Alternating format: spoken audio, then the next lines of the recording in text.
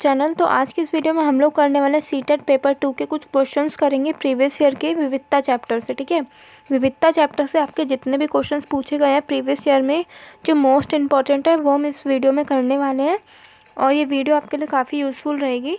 तो चलिए हम लोग स्टार्ट करते हैं क्वेश्चन से। हमारा पहला क्वेश्चन है, विविधता के संदर्भ में निम्न कथनों पर विचार कीजिए। पहला दिया, विविधता का अर्थ मनुष्य के बीच वंशानुगत आधार पर भाषाई, सांस्कृतिक एवं धार्मिक विविधता से है। विविधता भौगोलिक स्थिति से भी हो सकती है, बढ़ती है। तो इसका जो राइट आंसर होगा वो कौन सा है? तो दोनों ही बातें बिल्कुल ठीक हो जाएगी, ए और बी दोनों सही है। हम डायरेक्ट आंसर पे चलेंगे। ठीक है, निम्नलिखित कथनों पर विचार कीजिए। लद्दाख के क्षेत्र से होकर बौद्ध धर्म का प्रचार प्रसार तिब्बत के क्षेत्र में हुआ है। सेकंड है, लगभग 400 वर्ष पहले लद्दाख में इस्लाम धर्म का आगमन हुआ। तो इसमें बताना कि कौन सा कथन गलत है। तो ये दोनों ही बातें बिल्कुल सही हैं। ठीक है, ना तो इसमें ए गलत है और ना इसमें बी गलत है, दोनों ही बातें बिल्कुल ठीक हैं। नेक्स्ट आपका, भारत में विविधता में एकता के संदर्भ में निम्न कथनों पर विचार कीजिए।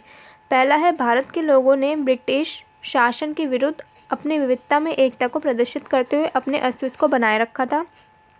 सेकंड है, विविधता में एकता का सर्वप्रथम प्रदर्शन 1919 के जलियांवाला बाग हत्याकांड में दिखाई देता है। तो इसमें कौन सा कथन सत्य है? तो दोनों ही बातें आपकी सही हो जाएगी, ए और बी दोनों बातें क्या हैं? सही है। इसके बाद नेक्स्ट है, निम्न कथनों पर विचार कीजिए।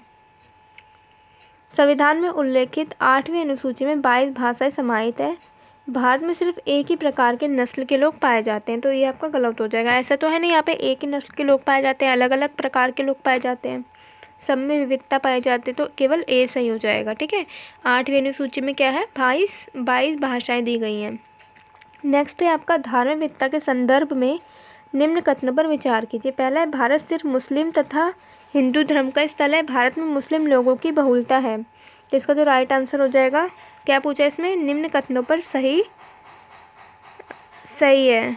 ओके, सही पूछा है। तो इसमें से कोई भी सही नहीं है, क्योंकि ऐसा तो है नहीं भारत में सिर्फ कौन पाए जाते हैं? मुस्लिम और हिंदू। ऐसा तो है ही नहीं, भारत में सभी प्रकार की जाति के लोग पाए जाते हैं, सभी धर्मों को मानने वाले पाए जाते हैं।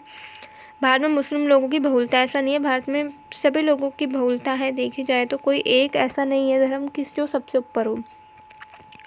नेक्स्ट है, जाति विविधता के संदर्भ में निम्न कथनों पर विचार कीजिए। भारत में 3 वर्णों में से जैसे ब्राह्मण, क्षत्रिय, शूद्र समाहित है। जातीयता के आधार पर लोगों का व्यवसाय एवं धर्म आदि का चयन नहीं किया जा सकता। तो इसमें कौन सा गलत है? ए और बी दोनों क्या हो जाएंगे आपके? गलत है। नेक्स्ट है, भेदभाव के संदर्भ में निम्न कथनों पर विचार कीजिए। भेदभाव पूर्व ग्रहों से भी संबंधित हो सकता है, ये आर्थिक एवं सांस्कृतिक आधारों से संबंधित हो सकता है। तो इसका राइट आंसर हो जाएगा थर्ड। ये दोनों ही बातें बिल्कुल सही हैं।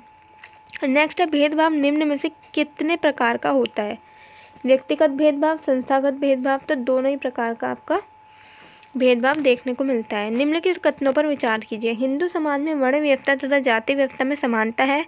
सामान्यतः वर्ण व्यवस्था के लिए जाति व्यवस्था शब्द का प्रयोग किया जाता है। सेकंड है, भारत में जाति व्यवस्था केवल हिंदू समाज की विशेषता है। तो देखिए, केवल तो ऑलरेडी हमारा नेगेटिव ही होता है, तो ये तो सही हो ही नहीं सकता। तो इसमें केवल हमारा ए सही है और बी गलत हो जाएगा। नेक्स्ट है, निम्नलिखित कथनों पर विचार कीजिए। केरल भारत के दक्षिण पूर्वी तट कोरोमंडल से संबंधित है। सेकंड है आपका, केरल के कोरोमंडल तट पर सर्दी का मौसम नहीं होता। तो इसमें कौन सा सही है वो बताना है। तो इसमें ना तो ए सही है और ना ही बी सही है, दोनों ही बातें गलत हैं। नेक्स्ट है आपका, बम्बई उच्च न्यायालय द्वारा हाजी अली दरगाह में महिलाओं के प्रवेश का अधिकार देना निम्न में से किस प्रकार का प्रयास है? लैंगिक समानता का प्रयास है। नेक्स्ट है, निम्न पर विचार कीजिए। धार्मिक आधार पर, आर्थिक आधार पर, सामाजिक आधार पर। उपरोक्त में से किन आधारों पर भारतीय समाज में भेदभाव देखा जा सकता है? मतलब ये हमें 3 पॉइंट दिए हैं, इसमें से बताना है कि किसमें क्या देखा जा सकता है? भारतीय समाज में भेदभाव देखा जा सकता है। किसके आधार पर देखा जा सकता है? धार्मिक आधार पर, आर्थिक आधार पर या सामाजिक आधार पर। तो तीनों ही आधार पर हम भेदभाव दे सकते हैं समाज में। ठीक है, कक्षा में लैंगिक भूमिका के बारे में चर्चा करते हुए आप किस बात पर बल देंगे? ये आपका सीटेट 2011 में पूछा गया है। तो इसका जो राइट आंसर है वो आपका है सेकंड। समाज में व्यापक लैंगिक रूढ़िवादिता को सार्थक रूप से संबोधित करने की आवश्यकता है। जो हमारी लैंगिक रूढ़िबद्धता होती है उसको हमें संबोधित करने की बहुत ज़्यादा आवश्यकता है, जागरूकता फैलाने की आवश्यकता है। आदिवासियों को रंग बिरंगे कपड़े पहने, सिर पर मुकुट लगाए, नाचते गाते हुए एक रूढ़िबद्ध रूप में प्रदर्शित करते हैं। क्यों किया जाता है? इस प्रकार के समूह के प्रति भेदभाव होता है इसलिए। तो ये आपका 2012 में पूछा गया था, ठीक है। नेक्स्ट है, जब किसी व्यक्ति या समूह को किसी प्रतिरूप इमेज के साथ जोड़ दिया जाता है तो क्या कहलाता है? रूढ़िबद्ध। ये आपका 2012 में नवंबर में पूछा गया क्वेश्चन है। निम्न में से कौन सा विविधता को बढ़ावा देता है?